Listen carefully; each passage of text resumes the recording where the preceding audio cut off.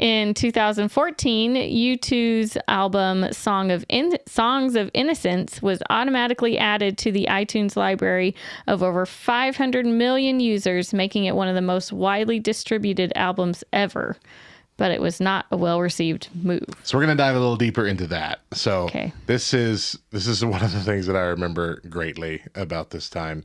So Bono actually wrote a memoir and talked about this time. So we have some excerpts from his memoir. Okay. And we're just going to read what he said. So he wrote, "Free music?" asked Tim Cook, the CEO of Apple, with a look of mild incredulity. "Are you talking about free music?" 10 years had gone by since the Vertigo ads that YouTube did for Apple for iTunes. Like it was back when Apple was doing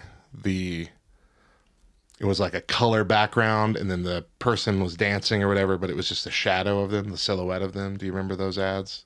No. Okay. Well, they went on for a while and then they did it with you too. And it was like clear it was Bono, but it was still just their outline. Oh, okay. Okay. So gotcha. They did those for Vertigo. So when it continues on, when we were in the office of Cupertino, California, Guy Osseri, our new manager, me, Eddie Q, and Phil Schiller, and we had just played the team some of the songs from the new Songs of Innocence album. "You want to give this music away for free? But the whole point is that what we're trying to do at Apple is to not give away music free. The point is to make sure musicians get paid." "No," Bono said, "I don't think we give it away for free. I think you pay us for it, and then you give it away for free as a gift to people. Wouldn't that be wonderful?" Tim Cook raised an eyebrow. "You mean we pay you for the album and then just distribute it?" I said, "Yeah, like when Netflix buys the movie and gives it away to subscribers." Tim looked at me as if I were explaining the alphabet to an English professor. "But we're not a subscription organization." "Not yet," I said. "Let ours be the first." Tim was not convinced. "There's something not right about giving away your art for free," he said. "And this is just to people who like you too?" "Well," I replied, "I think we should give it away to everybody. I mean, it's their choice whether they want to listen to it or not." But what was the worst that could happen?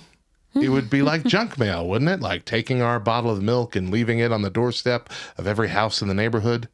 Not quite true. On 9 September 2014, we didn't just put our bottle of milk at the door, but in every fridge, in every house in town. In some cases, we poured it on the good people's cornflakes. And some people like to pour their own milk, and others are lactose intolerant. As one social media wisecracker put it, "Woke up this morning to find Bono in my kitchen, drinking my coffee, wearing my dressing gown, reading my paper." Or, a less kind, "The free YouTube album is overpriced."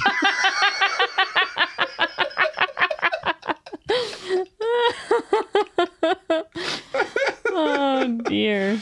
If I wrote that Yeah. as like a, And then you saw it in the book. and then I see that Bono saw it, I would be so... I'd feel and bad. your name is quoted right after it? Oh, Feel a man. little bad. So apparently it was a failure. Like, people hated it. People hated not having the choice. The album, who cares if it was good or not at that point? It wasn't their best album. But even U2 fans were like, let me make the choice. Don't force it on me. It felt like the start of something bad. It felt like if they do this once, what's going to stop them from forcing keep doing it. to put crap in my iTunes that I don't want? And what was bad is that when they did it, it wouldn't allow you to remove it. Oh, it was a permanent thing. That is weird. And so when they were getting all this backlash about it, they had to create a special tool that you would utilize to remove it from your library. Wow.